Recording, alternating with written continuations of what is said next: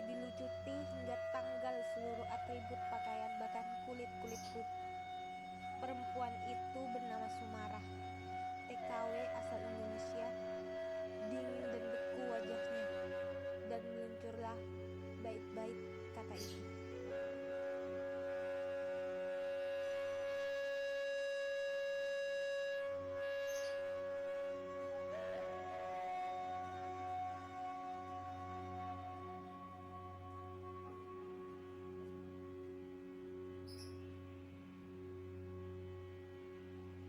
Dewan Hakim yang terhormat, perkenankan saya meralat ucapan jaksa. Ini bukan pembelaan.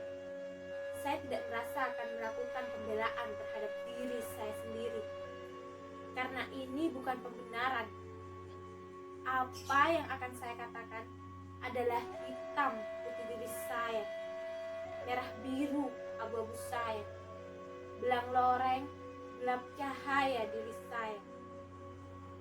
Nama saya Sumarah, seorang perempuan, seorang TKW, seorang pembunuh, dan seorang kesakitan.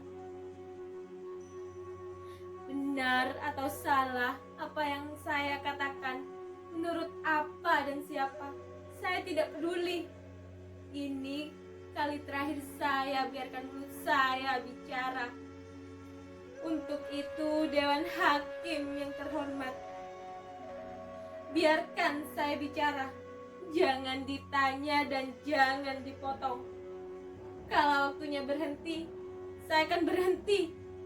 Saya akan diam selamanya. Bertahun-tahun saya menjilati kaki orang, merangkak dan hidup bawah kaki orang. Tahun saya tahan mulut saya lipat lidah saya agar tidak bicara, karena bicara berarti bencana. Bencana bagi perut saya, bencana bagi perut Simbok, dan bencana pula bagi para majikan. Dari kecil saya tidak berani mendongakkan kepala dan membuka suara, apalagi di desa Karangsari, tempat saya dilahirkan. Orang-orang Karangsari selalu membuat saya gugup akan bisik-bisik dan tatapan curiga mereka. Kegugupan itu bermula ketika di kelas, di bangku madrasah, Pak Kasirin guru saya menjelaskan, pembunuhan itu dilakukan oleh orang-orang yang keji, yang tergabung dalam organisasi yang bernama PKI. Orang PKI semuanya biadab. Untuk itu dihapus dan dilarang berkembang lagi. Seluruh antek PKI semuanya dihukum.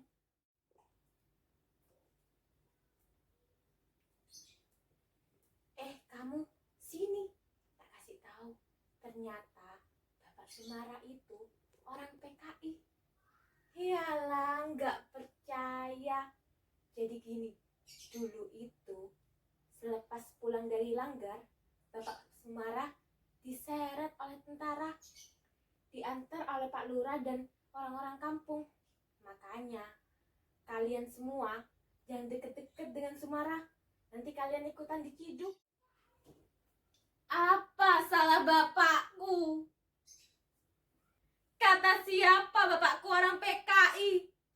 Bapakku bukan PKI. Bapakku bukan PKI. Betul kata Simbah.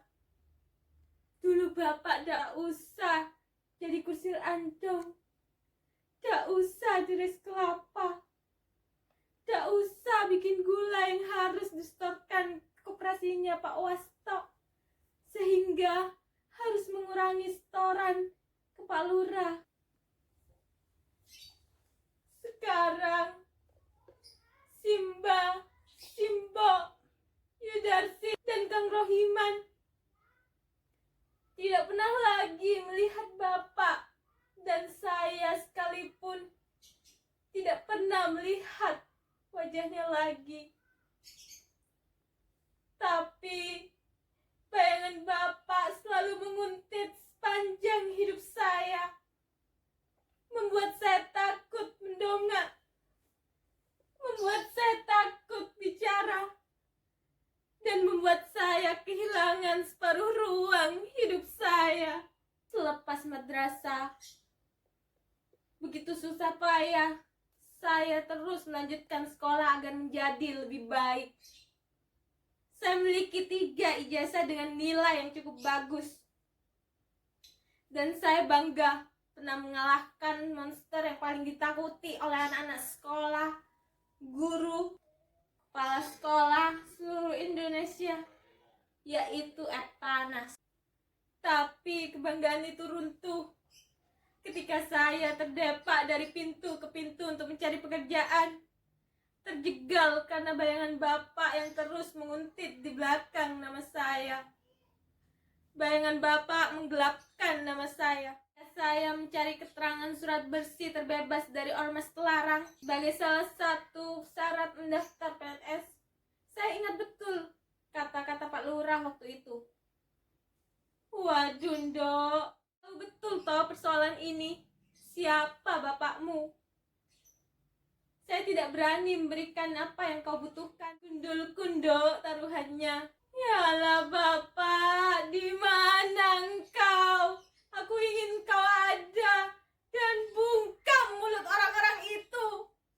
Rasanya aku lebih percaya dengan kata Simbo bahwa engkau orang yang baik, tapi lugu dan bodoh. Tapi ketiadaanmu selalu membuatku takut dan gugup.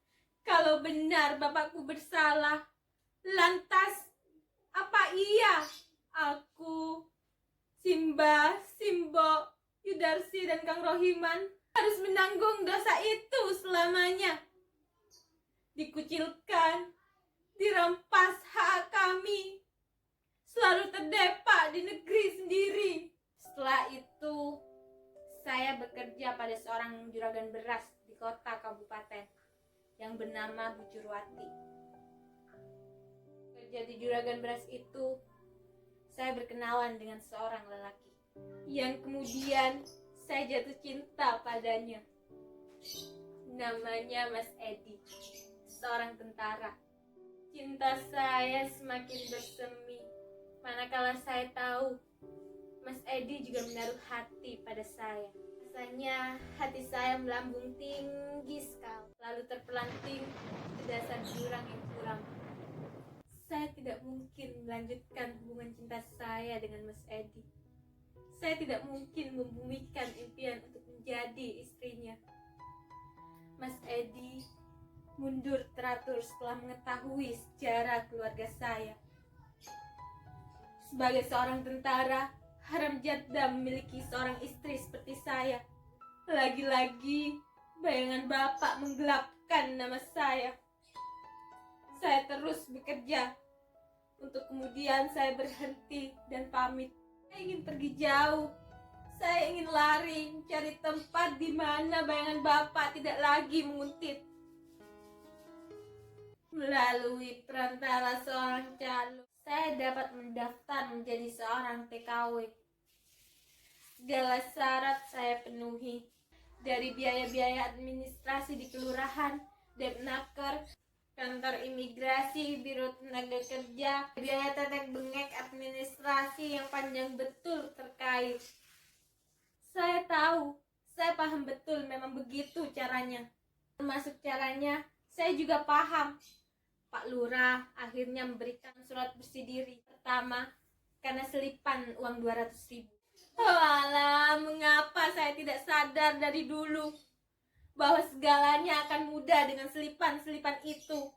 Jadilah saya Sumara binti Suliman jadi TKW lulusan SMA dengan predikat 6 tertinggi menjadi babu di negeri orang. Kosinus tangen diferensial jadi mesin cuci. Archimedes jadi teori menyetrika baju. Monokotil jadi irama kain pel. Teori pidato menjadi omelan para majikan. Dan 13 pulau dari Sabang sampai Merauke yang subur makmur gemah Ripalo Jinawi lenyap jadi wajan penggorengan di dapur.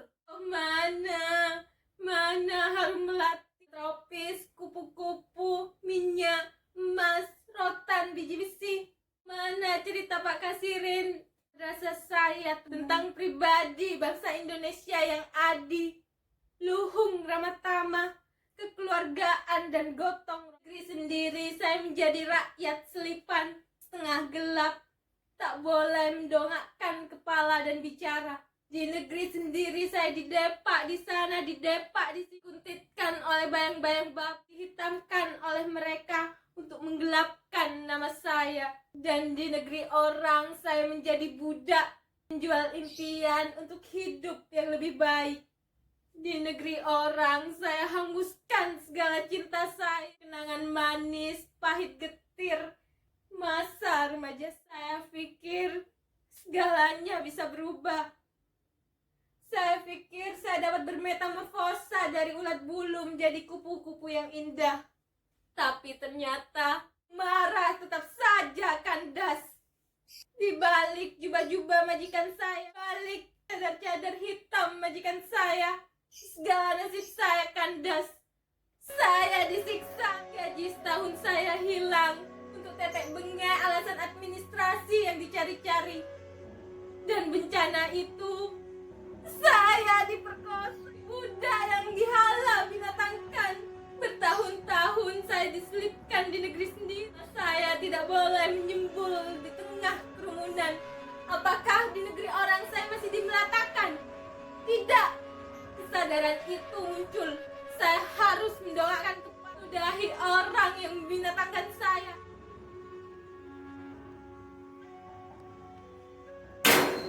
Majikan itu saya bunuh. Sadar saya akan divonis mati. Saya tidak butuh pembela, tidak butuh penasihat hukum. Bisa saya dipulangkan dan diadili di negeri sendiri. Persoalan akan jauh. Ada lagi yang bisa dihisap dari seorang babu seperti saya. Maka saya ragu, apakah hukum di negeri saya bisa membela saya.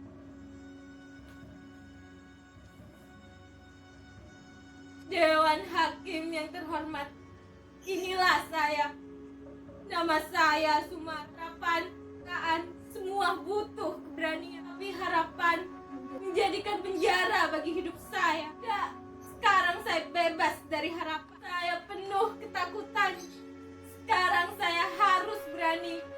Karena hidup dan mati ada dua sisi keping kematian yang terbuka di telapak kaki. Harus saya jalani sekarang dengan berani. Senang, sakit, dosa, pahala, semua sama. Ada resikonya. Inilah saya, Sumara.